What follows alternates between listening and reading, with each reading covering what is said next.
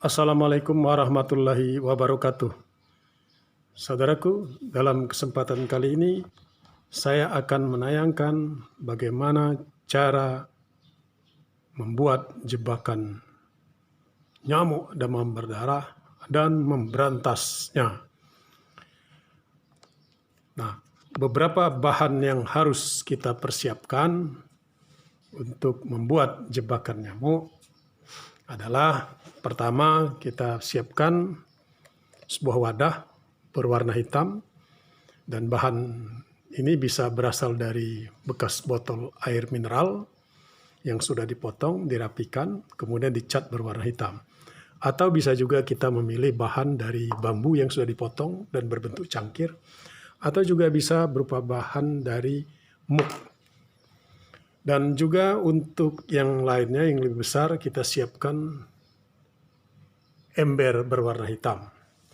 Nah, setelah itu bahan-bahan yang lainnya adalah pertama air bersih atau air kotor juga tidak masalah. Kemudian berikutnya adalah minyak tanah. Nah, keseluruhan wadah ini kemudian kita isi dengan air hingga 3/4. Nah, ini udah berlebih 3/4. Kemudian selanjutnya semua kita isi.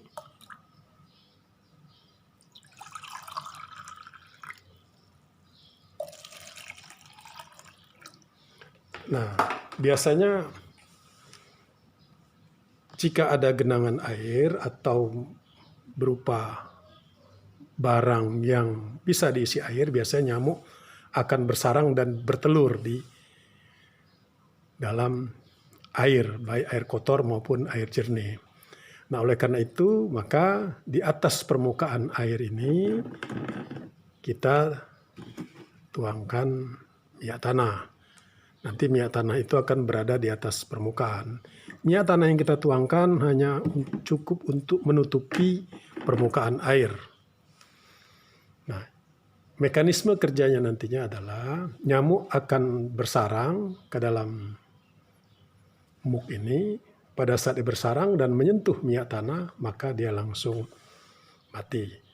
Nah, ini adalah jebakan yang kita buat. Bagaimana supaya bisa efektif jebakan ini? Maka jebakan ini kita letakkan pertama adalah di dalam rumah atau di teras-teras rumah. Nah, ini jebakan nyamuk yang kita tempatkan di sudut teras rumah. Jadi diusahakan jangan sampai mudah terjangkau oleh anak-anak atau balita. Bisa juga kita letakkan di sudut-sudut garasi atau di sudut-sudut lainnya. Nah, sedangkan untuk wadah yang lebih besar seperti ember yang sudah diisi dengan air dan minyak tanah, itu bisa ditempatkan di sudut luar bagian rumah, di sudut luar rumah, atau di dekat saluran-saluran air yang dimungkinkan di mana banyak nyamuk bersarang atau bertelur di sana. Nah, ini jebakan nyamuk yang kita tempatkan di dekat saluran air di belakang rumah atau di samping rumah. Nah, saudaraku, pemberantasan nyamuk dengan menggunakan jebakan nyamuk ini tidak akan begitu efektif manakala dilakukan secara perorangan atau hanya satu orang saja atau di dalam satu rumah saja. Karena daya jelajah nyamuk itu bisa mencapai ratusan meter, bahkan bisa mencapai sekitar hampir 400 meter. Nah, oleh karena itu, dia akan menjadi efektif manakala ini dilakukan secara bersama-sama dan masif. Bisa juga dilakukan menjadi sebuah program bagi pejabat setempat, pejabat rukun tetangga, atau bisa dijadikan sebagai salah satu program untuk menyelenggarakan bakti sosial memberantas nyamuk demam berdarah yang dilakukan oleh ibu-ibu PKK ataupun oleh organisasi mahasiswa pada saat mereka melakukan bakti sosial ataupun menjadi program bagi mahasiswa yang menempuh studi akhir pada saat melakukan kegiatan kuliah kerja nyata di daerah-daerah. Ataupun bisa juga dilakukan secara masif oleh para anggota parlemen atau para calon-calon anggota parlemen dalam rangka melakukan komunikasi. Ini juga bisa digunakan sebagai sarana kampanye dengan metode ataupun sistem yang mereka rumuskan dan dilakukan oleh mereka sendiri. Demikianlah saudaraku, bagaimana cara menjebak dan memberantas nyamuk demam berdarah dan nyamuk Anopheles. Dan ini sudah terbukti dan sudah banyak dilakukan oleh sebagian masyarakat secara terbatas.